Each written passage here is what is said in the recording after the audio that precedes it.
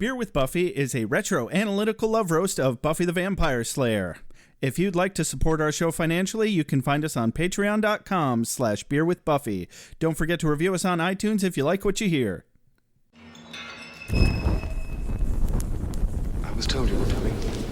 Competition is a beautiful thing. We're Slayer's girlfriend, the chosen two. Why should we let him take all the fun? Gosh, I'm feeling chipper. Who's for a root beer?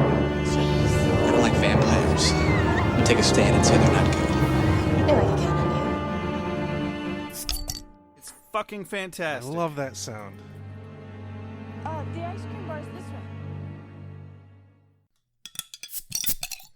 Thank you for calling Beer with Buffy. Please hold, and an operator will be with you. I'm just kidding. Welcome to Beer with Buffy. I'm Josh. I'm Rex. And today we're reviewing Buffy the Vampire Slayer, Season 3, Episode 21, entitled Graduation Day, Part 1. Gosh, I wonder if there's going to be a Part 2, Rex. I think it would be really hilarious if there wasn't. I know, right? I'm going to be kind of let down otherwise. You never know when something might get, canceled when you're right in the middle of watching it. So today, I know we don't talk about it very much, but today we're drinking pumpkin ale, Punkin. Boy, they're really cheeky with the way they spelled pumpkin. Yep. Yeah. Reminds me a little bit of Full House, honestly. Anyway, it's by Dogfish Head. No, they're not paying us to say this, but we both took a sip of it and realized quickly that this is the best fucking pumpkin spice beer on the planet. It really is. Like, we took a chance on it, too. But this shit tastes like Halloween's giving Christmas a blowjob while Thanksgiving watches. Oh, God, that's really inappropriate, Josh. Yeah. You're welcome, everybody. I'm nothing if not highly inappropriate. I look forward to that every week. Come on, Josh. You may not be able to get a job at a shitty-ass call center, but you're really good at being highly inappropriate. Which I think is probably why I didn't get the job at the shitty-ass call center. Probably. Yeah. They could tell that I was highly inappropriate. And they're like, oh, yeah, I just say he's highly inappropriate. And I was like, never mind. I'm not going to go there. It's too inappropriate. You know it's got to be inappropriate if Josh thinks it's inappropriate. I just drew the line there. I was going to make some sort of cunnilingus joke. It's just too inappropriate. I couldn't possibly. I think this is the inappropriate episode. Yeah, she was like, you're highly inappropriate. You're completely missing the clitoris. And I was like, I'm not getting this job, am I? And she was like, oh, God, no. Jeez. There it is. Oh, my God. Sometimes I like how you're like, no, this joke is too inappropriate. So you continue on with it anyway. I like to have options. See, when I'm editing, I can be like, was it too highly inappropriate? Yes. Anyway. How about a mom synopsis? Joshua!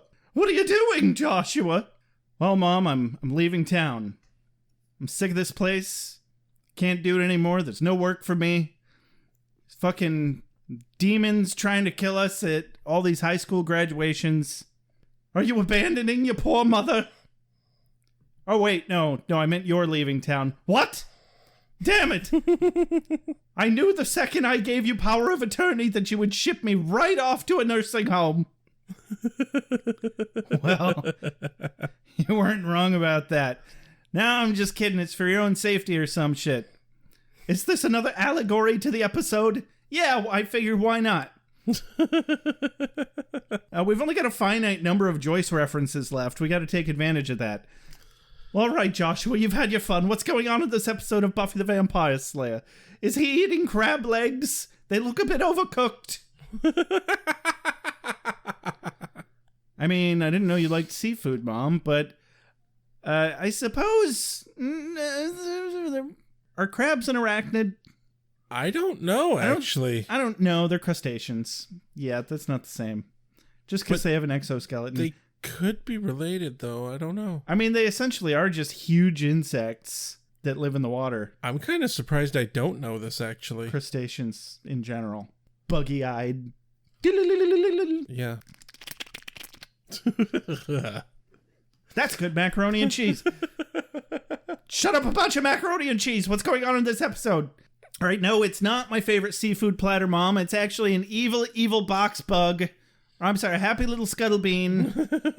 And it's not so happy anymore. Well, it's happy in the mayor's belly because he's eating it because it's part of the ritual for ascending into a full-fledged demon from his humanoid form, which the entire Buffy gang is getting pretty anxious about because that's definitely happening at graduation, which is like tomorrow as of the point where this episode starts.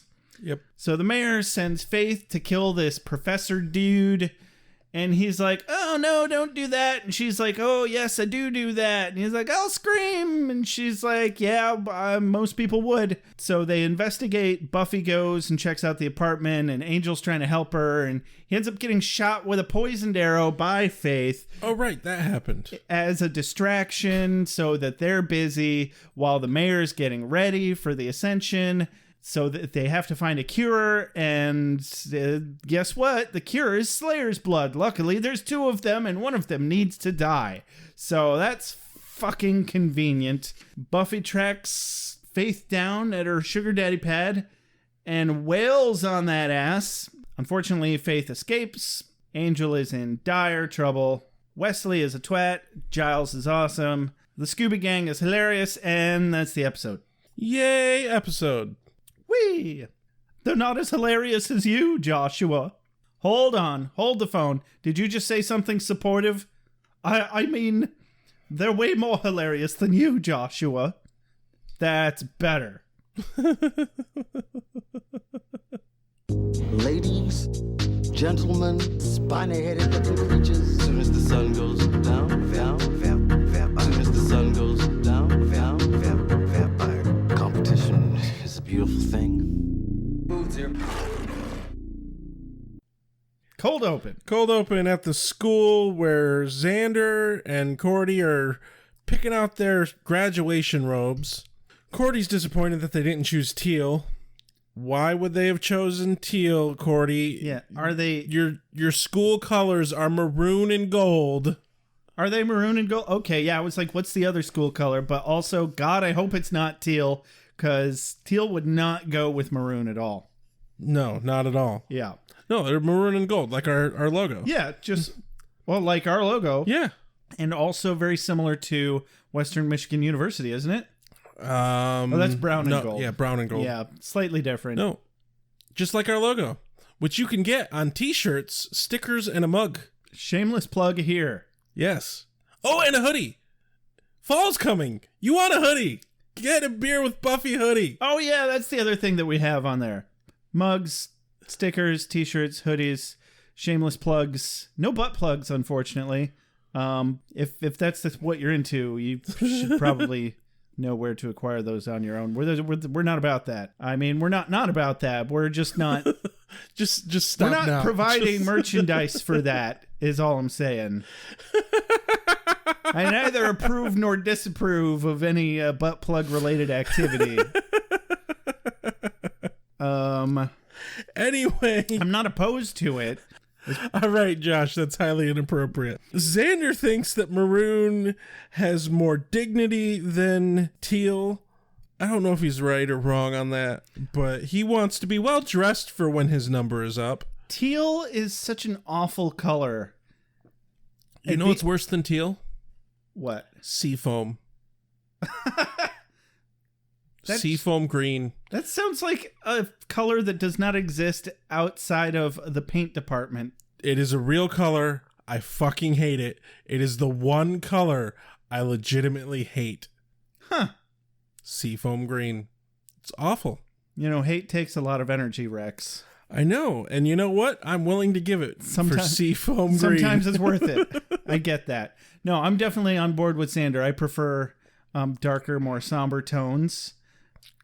And magenta is just that. Unfortunately, it doesn't have a fish attached to it, so we need to decide on one real quick. It's maroon, not magenta. Oh, basically the same thing. I honestly can't tell. I can't tell the difference between a lot of red colors. Really? Yeah. That's why I had to have my friend Beth come with me to pick out makeup because all the colors looked identical. Congratulations, your cones are fucked. They are. Yeah. In the red and purple spectrums. Your rods are like, hey, cones! A lot of my red colors bleed together, a lot of my purples bleed together, some of my greens bleed together. I think, honestly, one of the reasons I like blue so much is because I can see all the fucking differences. Interesting. Yeah. Yeah. Weird fun fact about Rex's eyes. Anyway, Xander is noticeably down. It's nice to hear you talk about some body part other than your brain. It could just be my brain. I don't know. No, it's probably your eyes. Don't make this about your brain. But Xander is noticeably down, and Cordy is kind of not pleased with him being down, but it's like, come on. He kind of has good reason here. He really does. Well, he's pretty much having a premonition that they're not going to make it out of this school alive, and trust your gut, man. Yeah. Definitely. He has very good reason to believe this. But Cordy says, wow, you really mastered the power of positive giving up. That was a good one. I like that. I did like it. So we cut over to Willow. Oh, God, this scene just... Oh, it warms my little heart. I swear Willow's on fucking psychedelics right now. But no, there's a very good representation of how seniors get at the end of high school. Yeah. Everybody's all like, oh, I hate you so much. I'm going to miss you. Yeah, she ends up signing the Book of Harmony. We get to get a glimpse of Harmony. The Book of Harmony. The yearbook that Harmony owns. Book of Where Harmony. animals and people can live in harmony. And Harmony is like, wait, what? I didn't agree to that. And she wouldn't. Right? She really wouldn't. Yeah. They're being all nicey nice and everything. Oh, I wish we hung out more. We should hang out. Let's hang out.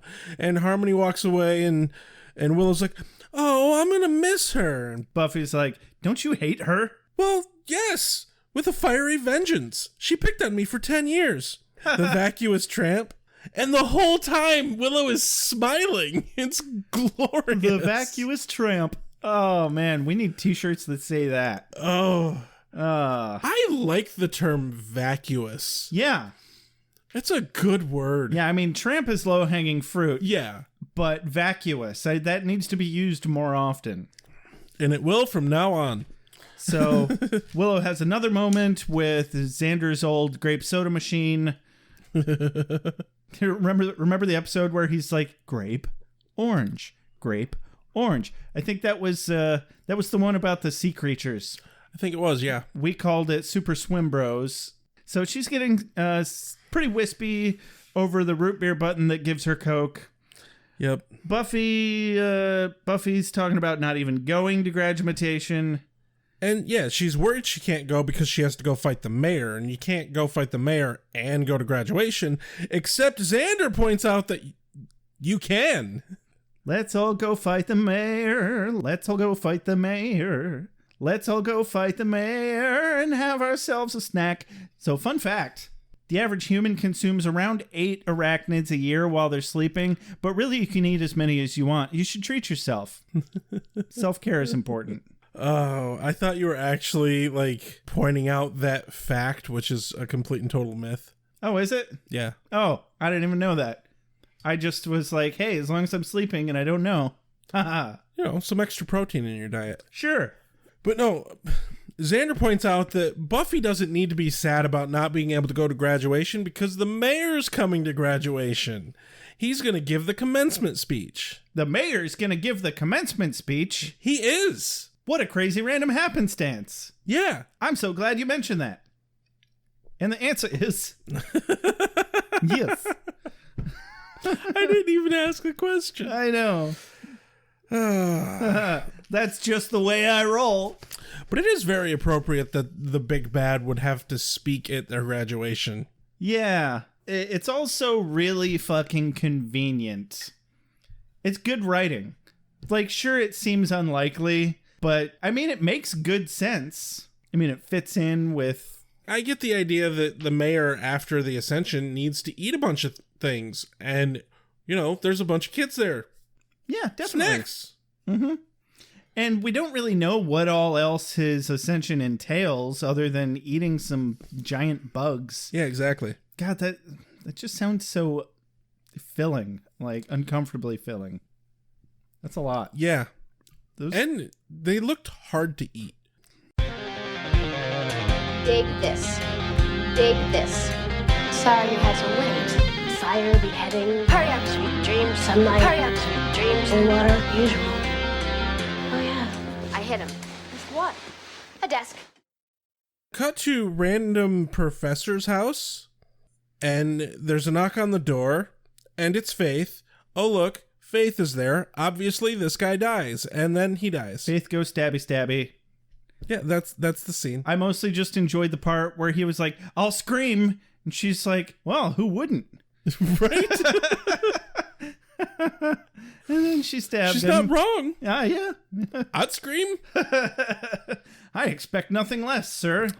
I do want to point out, though, the knife she uses to stab him, I like significantly better than the knife that Buffy has that's Faith's knife. Yeah, her Power Ranger knife. Yeah. Mm-hmm. Way better. And then we cut to opening credits. Buffy's stabbing Faith, or,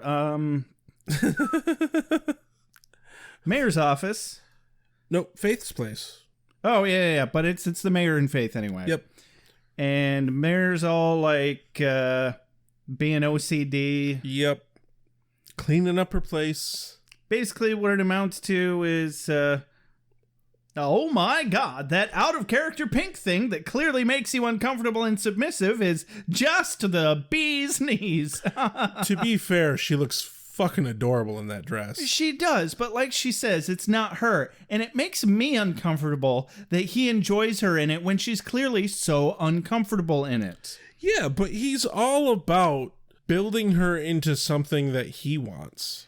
Absolutely. And that's really what's disgusting about this whole relationship.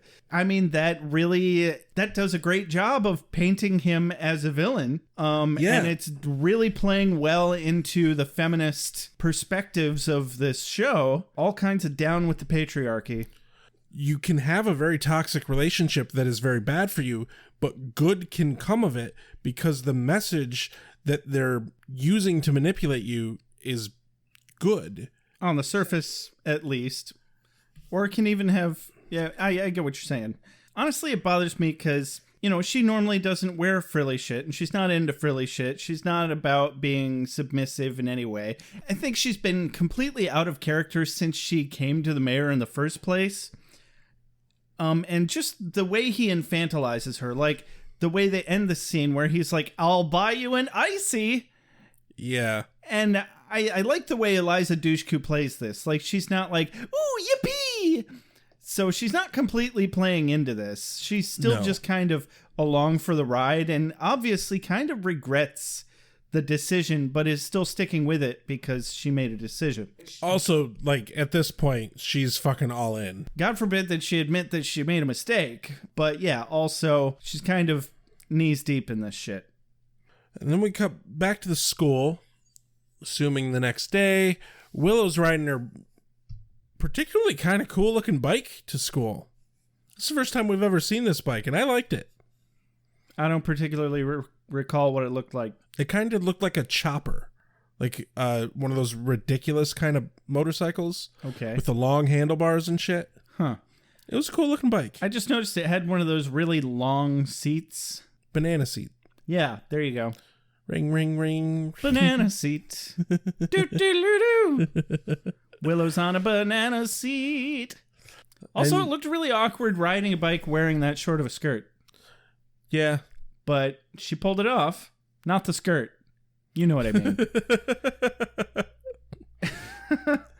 So...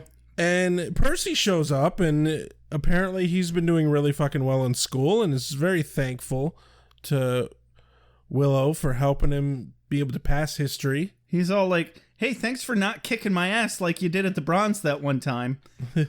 And she's like, Percy, that was actually for your own good. Yeah. It's like she was almost about to tell him that wasn't actually her, and then she's like, nah, fuck it, this is too much fun. Yep. Thank you, Willow.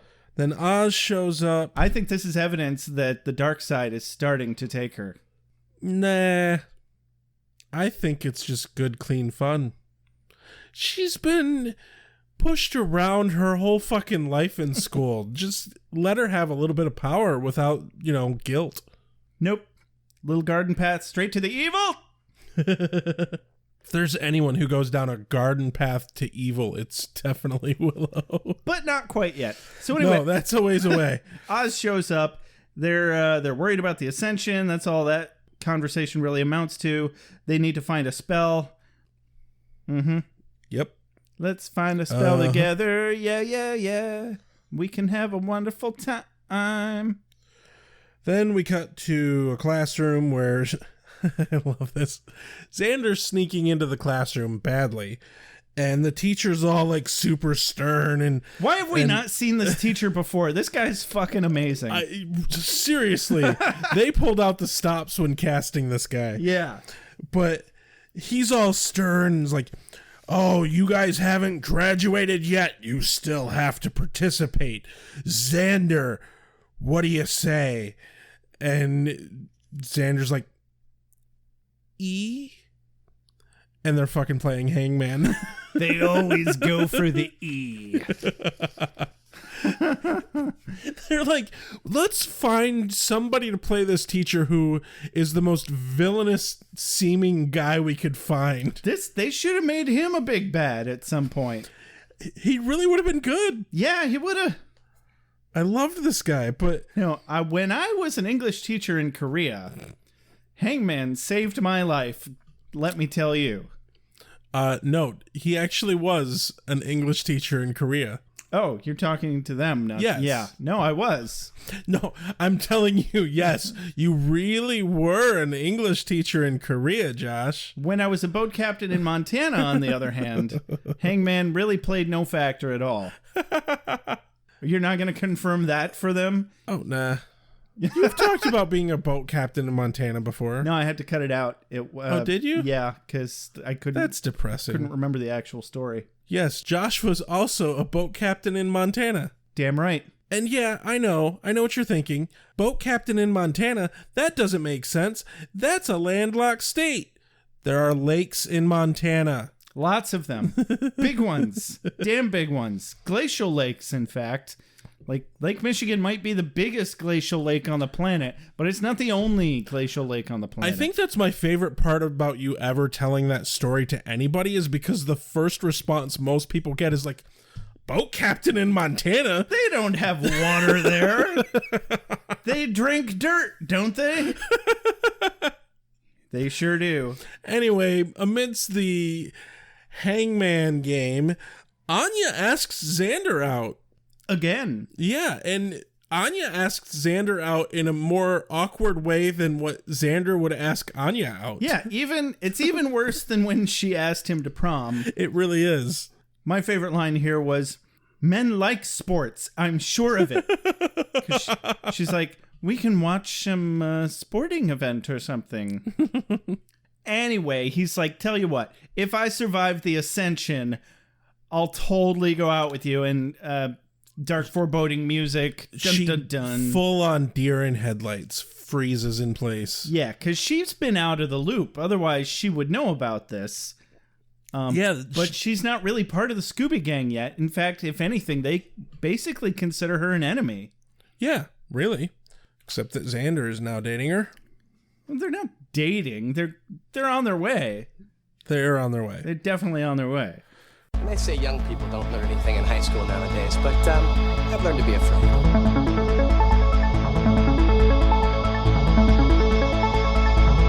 So what was the story about that alligator? Then we get to one of my favorite little moments in this entire episode. We cut to the library. Buffy holds up a paper about the murder. She thinks it's Faith. Giles pretty much agrees.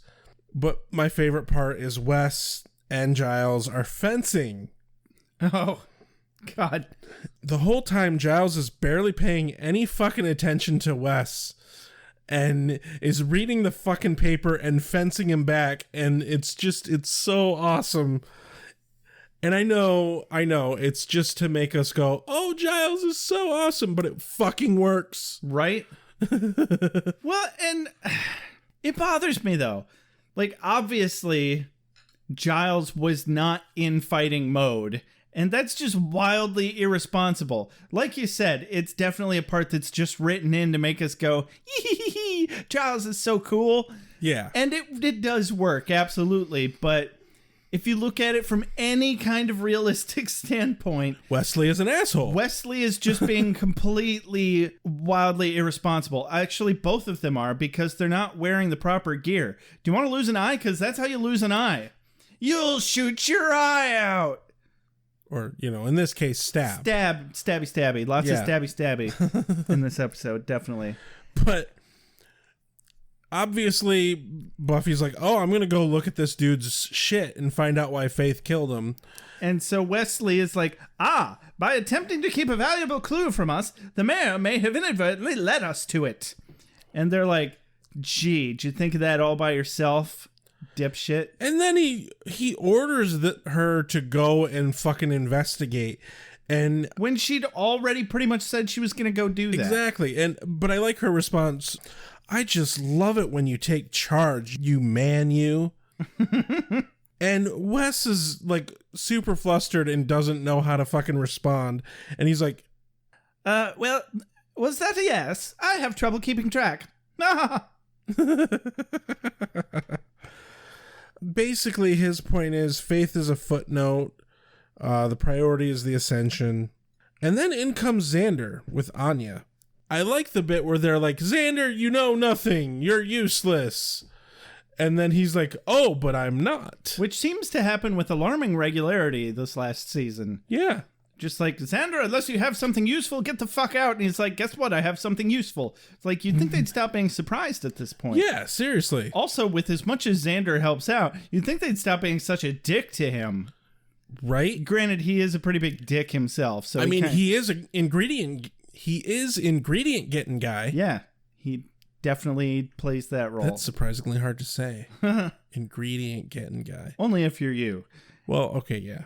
That's fair. So, but Anya has apparently witnessed an ascension. She has. And she has an amazing line here, which also gives us a fair bit of plot. So she says, about 800 years ago in the Kastka valleys above the Urals, or whatever the fuck that is, there was a sorcerer there who achieved ascension, became the embodiment of the demon Lohash. I was there cursing a shepherd who had been unfaithful. His wife had wished that all the sheep would lie with, and Buffy cuts her off. And god damn it, Buffy, I want to know who the fuck this woman wished for the sheep to lie with and in what capacity. Yeah. Because that shit's funny. This is important information. It really is. So we need to take a moment here to posticulate. What's your theory, Josh? My theory, Rex, is that she turned that old sheep herder into a sheep fucker. Yeah. Yeah. He was like, I can't stop fucking these sheep. And they're like, would you please stop? And he's like, but I can't. It's like I'm under some sort of spell. And they're like, yeah, it is a bit like that, isn't it? On a positive note, though, his curse didn't last very long. He was eaten by a demon. Yeah, so, he got off easy there. He only had a short period of time that he was cursed to have sex with sheep. Those poor sheep. My favorite piece of information here is we get a little bit of actual world lore. Anya's like, this is a demon. You've never dealt with a demon. And Buffy's like, oh, but I kill demons all the time. And Anya points out that this isn't the same thing because the demons that Buffy deals with are tainted and they're part human. They're all human hybrids, yeah, like vampires. Right, but this is a pure demon. The Ascension will make the mayor into a pure demon, and pure demons are much, much bigger. For starters, definitely. Yep, Buffy, you ain't seen nothing yet. So we cut to the courtyard. Snyder! This is the only time we see Snyder in this whole episode. I really thought it was going to be more of a Snyder-heavy episode. I did too. Yeah, so But he manages to be... He's brown-nosed and hard. He manages to be sniveling and terrified all at the same time. It is a resoundingly impressive skill. I mean, I don't feel like he's brown-nosing so much as he's just fucking petrified of the mayor. Like, he was already put off by the mayor, as evidenced in much earlier episodes in season 3. But, like, now that he's seen some shit, like with the Happy Scuttlebeans a couple episodes ago. Yeah. And those damn Happy Scuttlebeans. Yeah, and now he's just, like, shitting his pants. But the mayor's doing his job of blowing smoke right up Snyder's butt. Give him a little compliment here or there, and Snyder's all his. Yeah. And sniveling little bastard. So he calls him Sir or Mr. Mayor or something. He's like, call me Richard. You've done a great job here. I know things are, well, different here in Sunnydale, but we've both seen all sorts of things. What's important is that we keep it under control, and that's what you've done. And Snyder's like, I believe in order. At which point, of course, Odo's like, no, I'm the one that believes in order. And he's like, I'll order you some Chinese food for our date tonight. And he's, oh, you damn troll. Oh. Chinese food sounds lovely. Right? Remember that GIF? Somebody sent us a GIF. Right? Like, I don't think that's photoshopped or it's like not. special. No, it was like behind the scenes sort of thing. Anyway, it's actual footage of a Quark and Odo on the set of Deep Space Nine pretending to make out. Yeah. Like, they did that perspective trick, so I doubt that they were actually making out. But it was definitely intended. It was a joke that they were making like 20 years ago, and I don't know. You just subconsciously kept it going. Yeah, and I had no idea that existed. And this is after all my Quark and Odo jokes on this show. You know what's sad? What? We only have one more episode of Quark and Odo jokes. Shh, we don't talk about that here. This is not where we talk about things that happen on Buffy the Vampire Slayer. I'm going to turn into a senior kid who's about to graduate. I'm going to miss Snyder. He's going away. I'm going to miss him. I'm going to miss the good built-in reason for Star Trek jokes. I'm quite sure that a girl with the talents and abilities of Buffy will land on her feet. In fact, I noticed as I came in this morning that Hot Dog on a Stick is hiring. You will look so cute in that hat. Cut to the library where Oz and Willow join in, and they're talking about the Ascension. We get one of my favorite kind of scenes in any sort of TV show. A time when the villain shows up to the good guy's lair. I love these sorts of scenes. Yeah, it was kind of, well, I guess it wasn't right out of nowhere because we knew he was on campus. Yeah. But it was pretty ballsy of him. I mean, he's invulnerable. It's not really ballsy if you're invulnerable. I was just going to say that. It's not really, I don't know, it's just unexpected though. I mean, he really could have done that at any point in time throughout the season, and he just didn't. I think he specifically waited for the most impactful moment possible. Impactful, yeah, definitely. So he walks in, he's taunting and threatening and being his oh-so-pleasant self, but he threatens a little too much to hurt Buffy, and Giles impales him. Yeah, with one of his fencing stabby doodles. He's like, yeah, what? Stabby doodle this? Yeah. He's like, hey, you ruined my shirt, man. I'm actually disappointed that after he pulls the sword out, there isn't a hole in his shirt.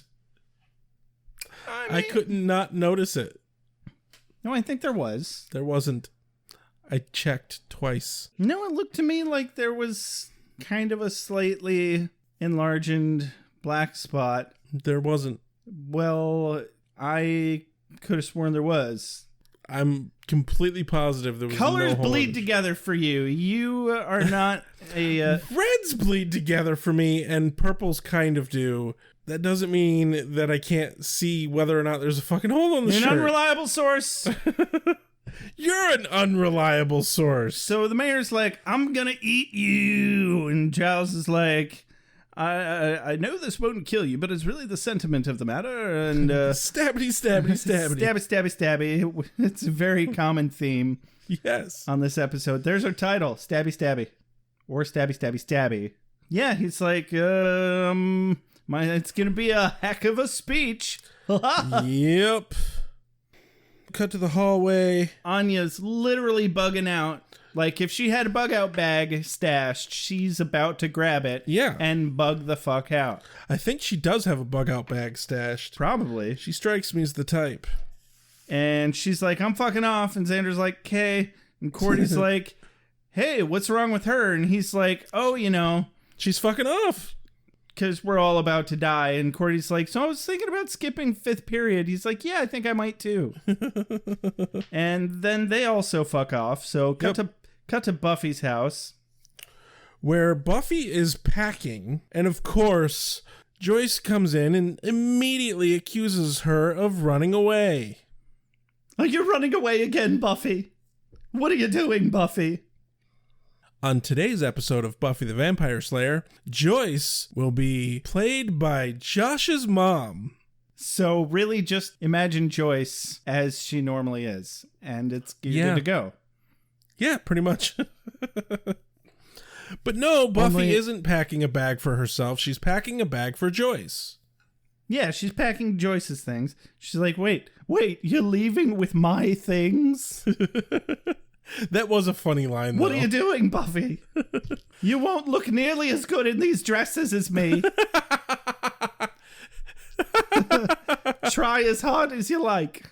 Your mom would totally say something like that. I've always been this prettier than you.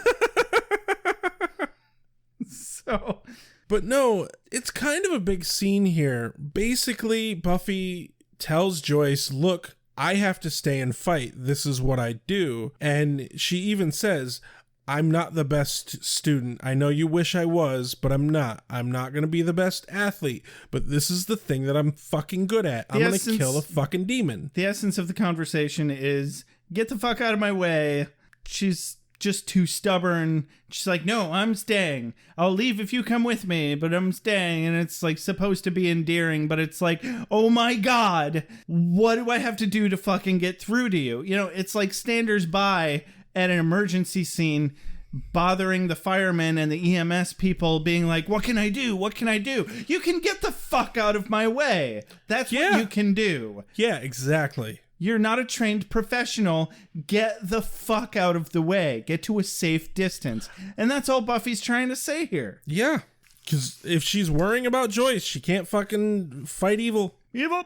Yeah. You gotta fight it. You can't worry about people that you care about when you have to fight evil. Goddamn right.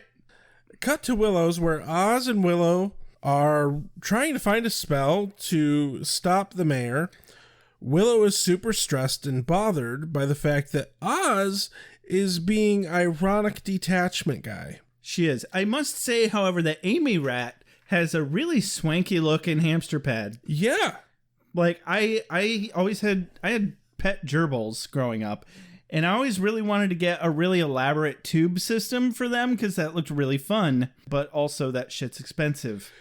Extremely. And, that's how they get you. I'm not sure if hamsters even like that shit. They just know that kids like that shit. Yeah. Yeah. It's a good scene here because Willow is like, look, can you just maybe once fucking panic? Show some fucking emotion, Oz.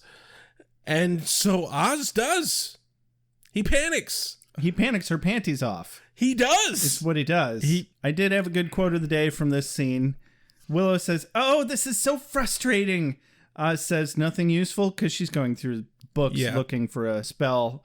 Willow says, no, it's great. If we want to make ferns invisible or communicate with shrimp, I've got the goods right here. And Oz perfectly deadpans, our lives are different than other people's. Oh, classic. You say it so well. Classic Oz. Yep. Fucking perfect. Anyway, so they get their hibbity-dibbity going, and it seems like it's probably their first time. It is. That seems relevant for some reason. And so, stay calm and panic, says the great mighty Oz and Willow. I'm dating. I'm having serious dating with a werewolf. And I'm studying witchcraft and killing vampires. It's like a drug. And we cut to back to the professor's place, where Buffy is packing up a box of shit that she's confiscating from the property. And today the role of Angel will be played by Michael Richards. Michael Richards? Kramer. Oh. Jerry. Yeah. Yeah, seriously.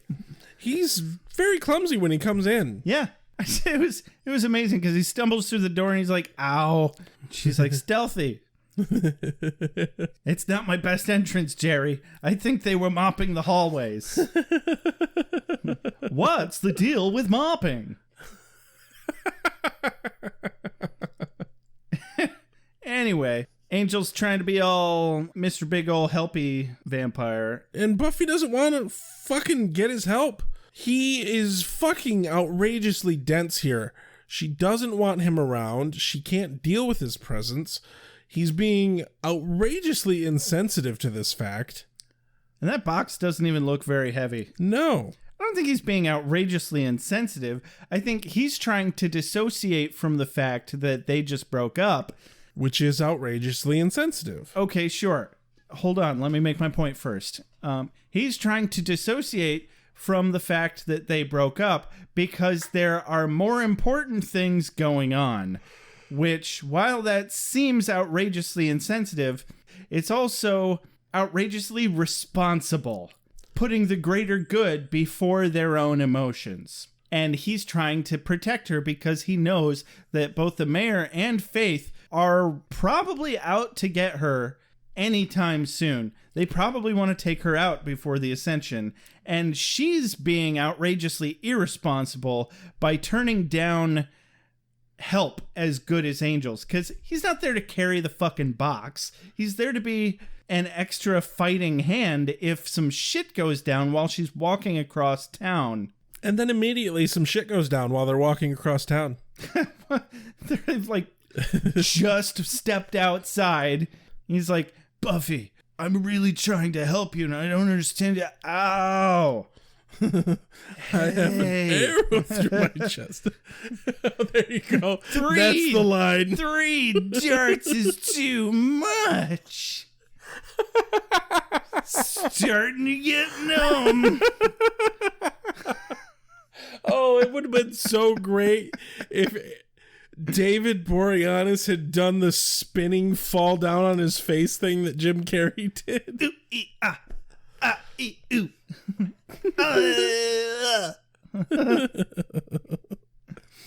And then the camera pans across to the fucking street and up onto the top of a building where Faith is standing there with her bow and arrow and another vampire, and the vampire's like, you missed the heart. Obviously she missed the heart. There's no way in hell she doesn't realize she missed the heart. Yeah, she's been using that bow and arrow for like at least a month and a half now. Yeah. Like, she's a crack shot, obviously. Well, she kind of probably would be. At a month and a half as the Slayer? Yeah, she's got Slayer abilities, so, you know, there's some credibility there. And we cut to the library. And Buffy's like, all right, I'm going to pull it on the count of 3. 1, pulls it. And he's like, I knew you were going to do that. Yep. And I did like her line, are you sure it was Faith? She responds with, I've narrowed down my list of 1 suspect. Yeah, that was witty. Oh, boy. So Wes is reading the documents that were in the box that, boy, that box was so full. Did you notice that Angel was holding it with one hand when they were arguing in the street? No, I didn't. And not just holding it, like, not even holding it upright with one hand. It was just hanging down. Like, there was fuck all nothing in it. But so there's like a couple files in this stupid box, and Wesley's reading through the documents, and he discovers something about a lava demon that Lester thought was a dinosaur or something. Yep, some undiscovered dinosaur. But no, it's a fucking demon. Yeah, so they realize all of a sudden that they'll be able to kill the mayor once he's attained demon form. And so now that they've got the arrow out, Angel gets a little clunky again, and she's like, wow, you're really a klutz today. And then Angel go boom. Yep. He falls on the floor, and they're like, oh shit, something's bad wrong here. The arrow was poisoned, obviously, and Wesley's going to try and find that poison through the council because they keep apparently a very extensive log of all the different types of poisons and their antidotes. And honestly, of course they would know a poison that could kill a vampire. Right? That would make sense. Yeah. Angel's getting all sweaty. Buffy takes sweaty Angel home. And, I mean, I feel like we've had this conversation before, but he doesn't have a heartbeat. How would the poison circulate through his bloodstream? It wouldn't. We have had this conversation before when I think it was him or Spike got darted with a trank gun. Yeah. Or Villo. Right. It was Villo. Villo got darted with a trank gun. Uh-huh. No heartbeat. Can't fucking spread the poison throughout the body. But we do learn later that this poison is a mystical poison, not a chemical poison. You know, we didn't really get too thorough of a description of it. Suffice to say, it kills vampires. Yes. And it's good to go. More importantly, we cut to Willow's and they got it on. They got it on. And Willow is super rambly and cute. And she's all like, oh, I feel so different. Because she lost her V card. And she's like, oh, I guess you probably don't feel different, Oz, because you did this before. And he's like, no, honey, I feel totally different. Yeah. He's way more sincere than I made it sound. Yeah, and whoever knows if he's... Well, I just kind of always assume that he's being sincere. Yeah. Unless it's a situation that does not merit being serious. That's really kind of the best way to tell. Yeah, really. Always give him the benefit of the doubt. Anyway, Willow gets a phone call. Spoonie time's over. They don't say where they're going. And then we cut to the mayor's office. And Faith updates him about Angel. And the mayor has to eat some spiders. Yeah. I'm saddened that it didn't tell us how many. I wanted to know. Like, it sounded like he really only had to eat one or two. Yeah. Not many. That's disappointing, probably. Honestly. But essentially, this whole scene felt like nothing but fluff to me. Oh, it was nothing but fluff. The only expository thing that we learn here is that he has to eat some of those fucking box spiders. And Faith is having some pre-battle anxiety and needs something to do and is really eager to fight. And there's kind of a vaguely heartfelt moment between the two that I didn't bother writing down because it's kind of gross. I just love the family circus. That EJ. Who's taller? That EJ. Longer than you can imagine. Everyone's a winner. Never have the chance. Everyone's a winner. That's sunshine and roses to me. It really is. So, cut back to the science lab. Yep, where Willow sends Xander to get some ingredients, because he's ingredient getting guy. Mm-hmm. And he runs into Anya out in the hallway. Priceless. And she offers to take him with her. Run away with me, Xander. We can leave forever, and nobody'll miss us. I have to stay, Anya. I have friends. What are friends? So Anya is a demon who became a teenage girl to enact this curse, right? When she used her magic to pretend to be a teenage girl, did she make parents? Or did she, take two random people in the world and turn them into her parents? Does she have parents? I thought you said parrots at first. That would have been very confusing. Anyanka! That's where she got her name. Anyway, your guess is as good as mine, bro. So definitely some good lines in this conversation here. Really, it's the progression of the whole conversation that's the most entertaining. Yeah. So really just watch the episode is the best I can do for you. So anyway, she's just being awful. She's such a sociopath, but she's trying so hard. At least she obviously has feelings for Xander. At least she comes by it honestly. It's not her fault that she got trapped in the teenage body. He's like, your stock is plummeting here, sweetheart. And he walks away and she's like, fine, you know what? I hope you die. Wait, aren't we gonna kiss? Hey, Anya, you're the definition of mixed signals here. Oh, it's kind of amazing, though. I think it's funny that it's really no surprise that it seems like the only way for Xander to get into a new relationship is for someone completely alien and out of touch and emotionally immature to come along. Yeah. Yeah.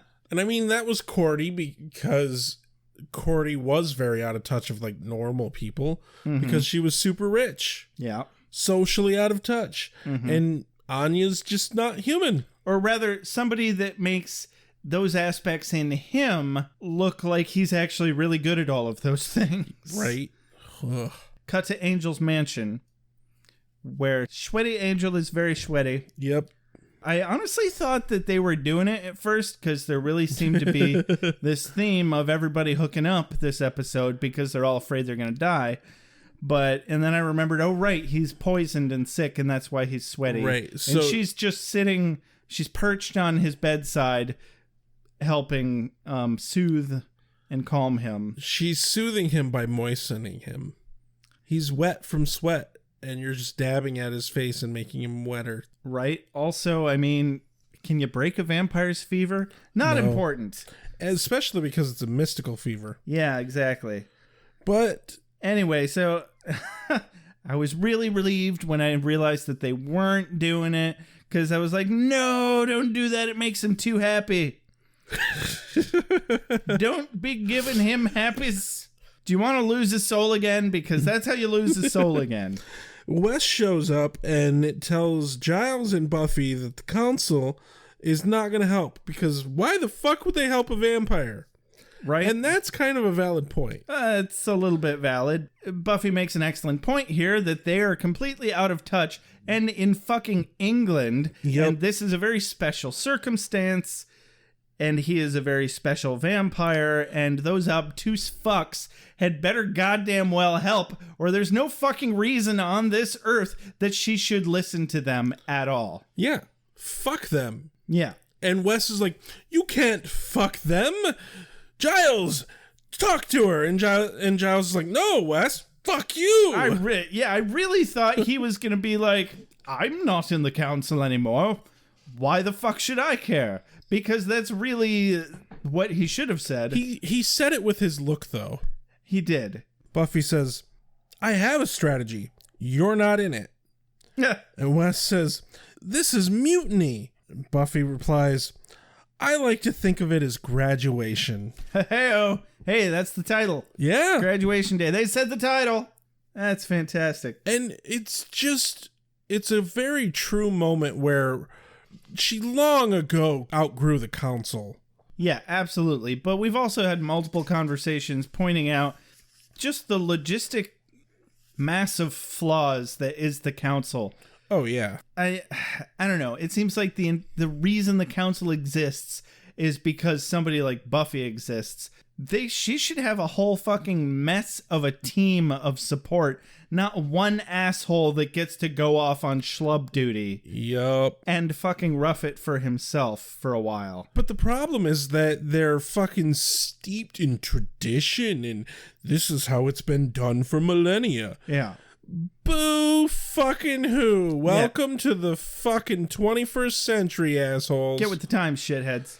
As Buffy's leaving, Wesley tries to give her this serious, very foreboding statement. He's like, Buffy, you don't know what you're doing. And she's like, get a job. Get a job.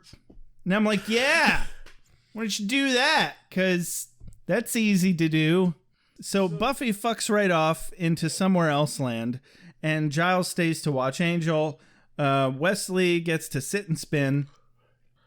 Cut to the school where... Specifically the science lab. Yep. Willow reveals that Angel has been poisoned by a mystical poison called Killer of the Dead. That is correct. And Oz finds the cure, and the only cure for this is to drain the blood of the Slayer. Right. So he's looking at the book while they're talking about it, and with impeccable timing, he's like, oh, here it is. Yeah, this is our boy, Killer of the Dead. oh dear. And Xander's like, come on, guys, the suspense is killing Angel. And that is a good line. And that's just fucking witty. Yeah. You know, I mean, Xander's come a long way. We haven't really seen any nice guy Xander for basically the whole season. Yeah, there were some like snippets here and there, but barely. Yeah. But, you know, people say forgive and forget. I do neither of those things generally. I remember and don't forgive, but that doesn't stop me from appreciating some good, solid wit, which Xander regularly provides. Yep. Yeah, like you said, they have to drain a Slayer. Luckily, there's 2 of them, and one's gone rogue. Yep, and Buffy's gonna go kick some ass. Yeah, Buffy's here to do 2 things. Chew bubblegum and drain Faith's blood, and she's all the fuck out of bubblegum. How many people want to kick some ass? Buffy does. Or Buffy does. Yeah. Sure. We should figure out what kind of deal this is. I mean, is it a gathering, a shindig, or a hootenanny? Well, gathering is brie, mellow song stylings. Shindig, dip, less mellow song stylings, perhaps a large amount of malt beverage. And hootenanny, well, it's chock full of hoot, just a little bit of nanny. Library. Willow and Oz are tracking down Faith's sugar daddy pad on the computers. Yep. On the ye old interwebs. On the Yahoos. The Yahoos. Yahoo was a thing then. What are you doing, Willow and Oz? Are you getting on the Yahoos? Are you sending the emails? I do remember around this time was when Yahoo chat rooms and one of my favorite pastimes was Yahoo Pool. Did you ever play Yahoo Pool? I didn't, but I met a girl online because my friend was playing Yahoo Pool and they were chatting.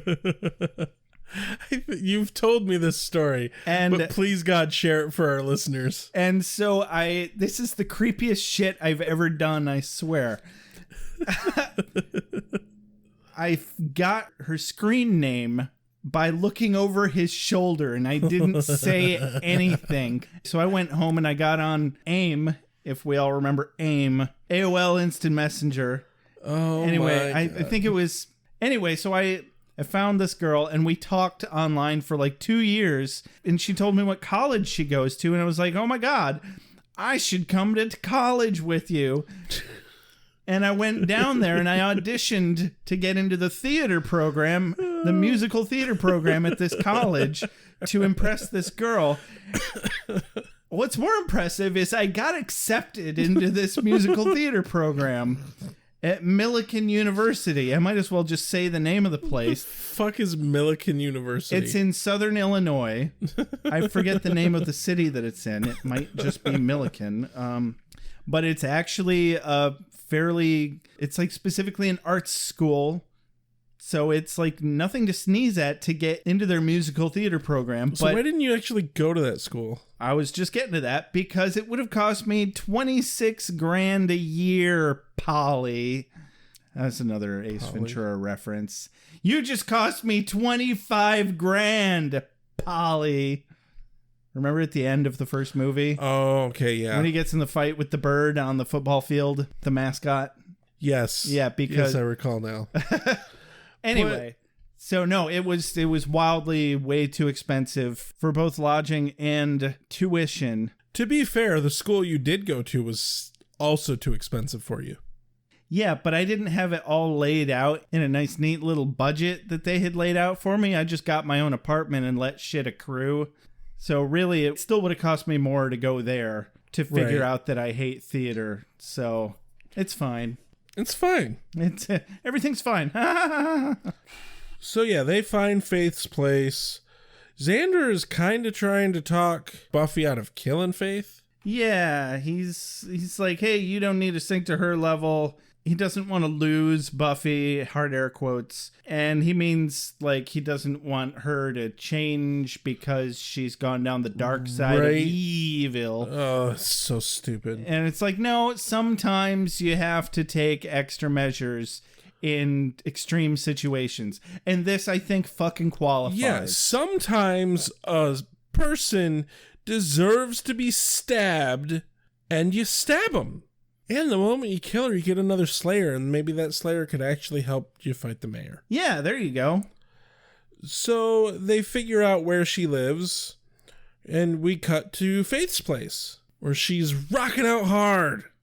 Was she rocking out fairly hard? And I mean, she's listening to some hard rock, but I wouldn't she know. wasn't really rocking out. I don't really do the hard stuff. I like the easy jazz. You know, my favorite jazz musician is Kenny G. Yeah. I just ride elevators up and down all day. I'm glad I know you're fucking just making that shit up. Otherwise, I'd actually have to slap you. No, Kenny G exists. I'm aware that he exists, but no one likes Kenny G.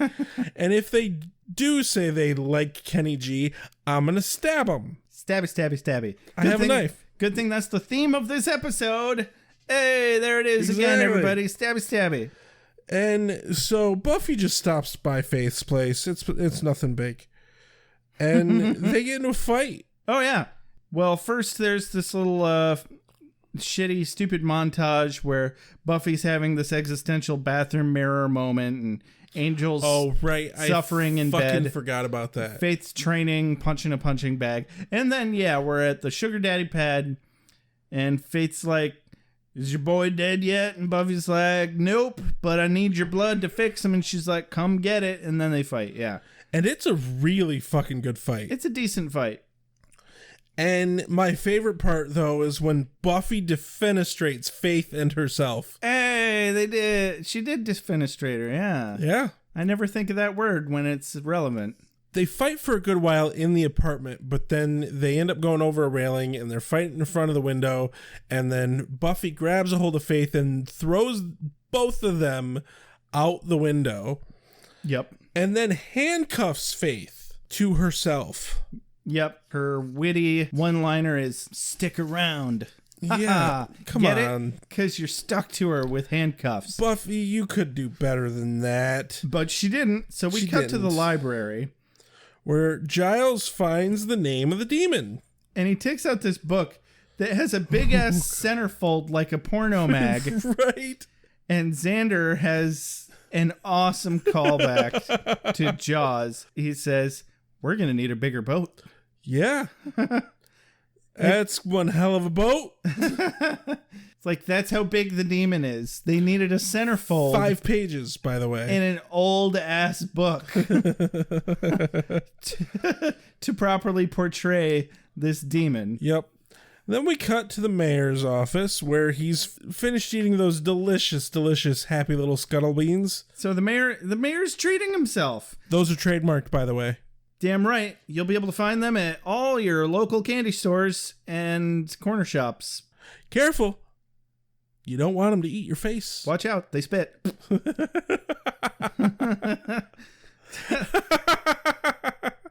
Anyway, so the mayor, oh my God. He sucks in this ginormous scuttlebean leg. It looks like a huge crab leg, but it's black. And I'm like, oh God. His teeth are black too. Oh, I didn't even notice. Yeah, I'm pretty sure they had him use that ink mouthwash stuff. Yeah, probably. So the edges of his teeth had that blackness. Oh, I'm going to give you a scuttlebean.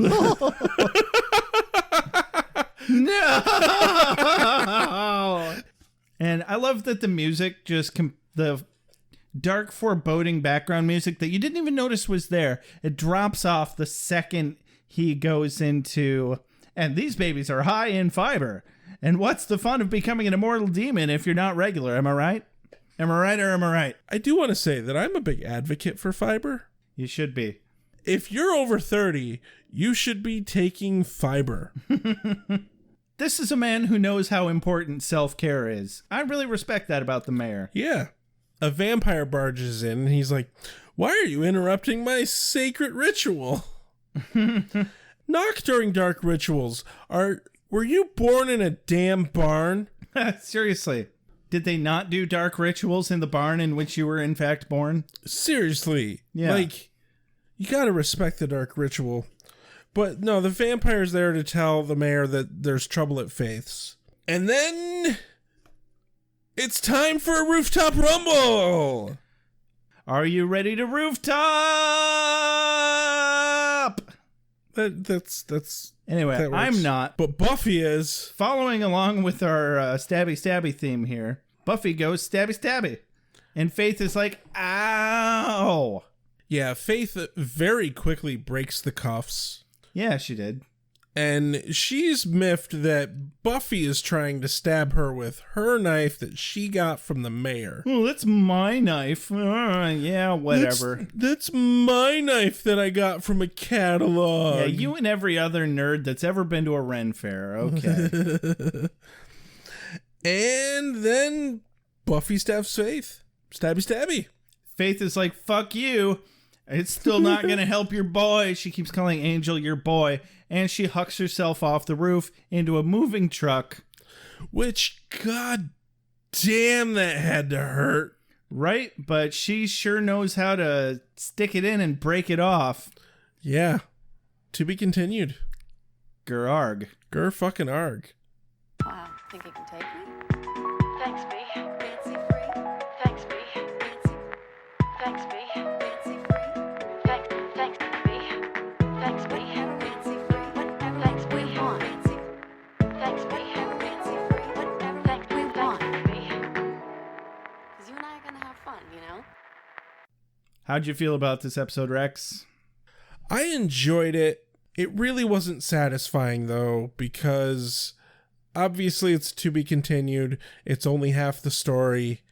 But there wasn't really enough here in this episode to make it worth the whole episode. Does that make sense? Yeah, no, personally, I felt like it was a fairly insubstantial episode. It's all set up. Now, granted, next episode's probably going to pay off on all of that, and it's going to be awesome. Yeah. But if you're going to have an episode purely for setup, do something. Just anything. The only part that I really enjoyed was it is a good fight between Buffy and Faith. Outside of that, it's mostly boring. Yeah, pretty fluffy. Quite a lot of fluff. I honestly don't have that much else to say about it. I like that we're just starting to see the budding relationship between Xander and Anya. Yeah. We definitely saw some serious progression in Oz and Willow's relationship. I love that Buffy finally said, you know what, Wesley? Fuck you. Fuck your stupid council and just eat shit. And fuck you and the flagpole you rode in on. Exactly. And I really appreciate that all of the bullshit that her and Angel are going through, she's able to look past that because he's, dying. Yeah. And she still loves him. Yeah, that's never going to change. And she rises to the occasion. She's willing to risk stepping into the dark side to save him. A little bit, yeah. Which, honestly, she kind of needed to do anyway because of this ascension hoo-ha. What I find particularly interesting is that the concept that Faith poisoned Angel with a poison that can only be cured by bleeding out a Slayer kind of fucked herself. She really did. I don't think Faith knew that was the cure. She didn't. It definitely didn't feel that way. Yeah, it was definitely something that the mayor just gave her, and she was like, okay, cool, whatever. What I want to know, okay, sure, it would have been over too quickly, and it's not where they wanted to go with it, but Faith had such a great opportunity to just take out Angel altogether, or take out Buffy altogether. Yeah. If she's such a crack shot that she can hit his left shoulder blade instead of his heart, like that's like a 2-inch fucking difference. Right. And she was at least 100 yards away. And it's like, kill Angel, kill the Slayer. You've just guaranteed that the fucking ascension will happen without a hitch. Yeah, exactly. Like, she could have easily gotten a headshot on either of them with that kind of dead-on accuracy. They failed to read the Overlord's rulebook. You ever looked at that? I haven't, but I'm sure one of them is don't get too cocky. Yeah, pretty much. Yeah. So what's your quote of the day? My quote of the day is going to have to go to Oz. Our lives are different than other people's. Yeah. It is really good. because that's excellent. That's just excellent. I'm going to add a runner-up to that as when he kisses her and she's like, what are you doing? He goes, panicking. Yeah. That's my runner-up for that scene. All right. What's your actual quote of the day? My then? actual quote of the day is, I'm going to miss her. Don't you hate her? Yeah, with a fiery vengeance. She picked on me for 10 years, the vacuous tramp. That was good. Yeah, I almost forgot about that one.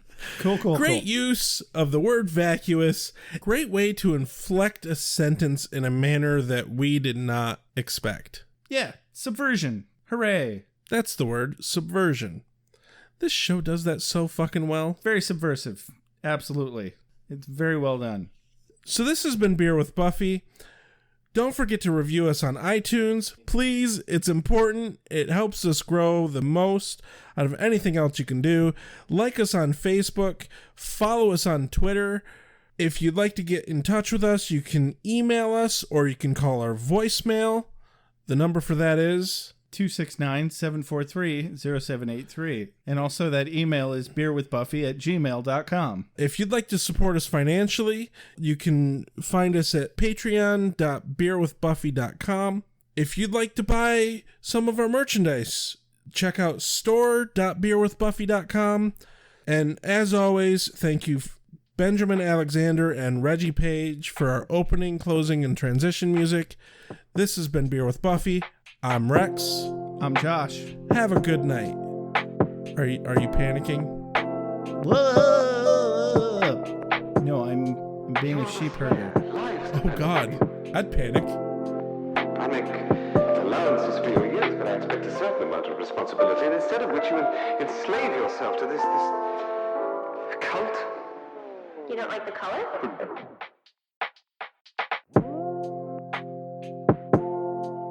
You have a sacred birthright. You were chosen to destroy vampires, not to wave pom-poms at people. Why can't you people just leave me alone? You are the Slayer. Go ahead. Prepare me. I'm a watcher. I haven't the skill. Oh, come on. By appealing to your common sense. Werewolves, incubi, succubi, everything you've ever dreaded was under your bed, but told yourself couldn't be by the light of day. One girl in all the world. Common sense. One girl in all the world. Was a bit, British, wasn't it?